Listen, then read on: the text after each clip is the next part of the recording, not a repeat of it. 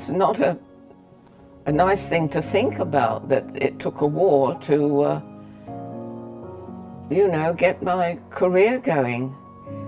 But that's, I suppose that's life. You can't control anything like that. And the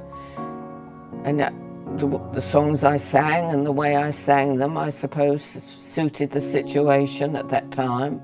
We'll meet again, don't know where, don't know when, but I know we'll meet again some sunny day.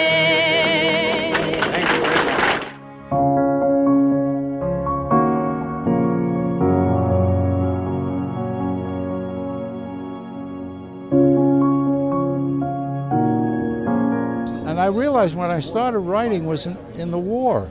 I was married, and I wrote letters to my wife every day, and once I wrote her 17 letters. I had the ability to put words on paper and entertain her, not just, you know, with the news of the court, but I think that was the beginning of it.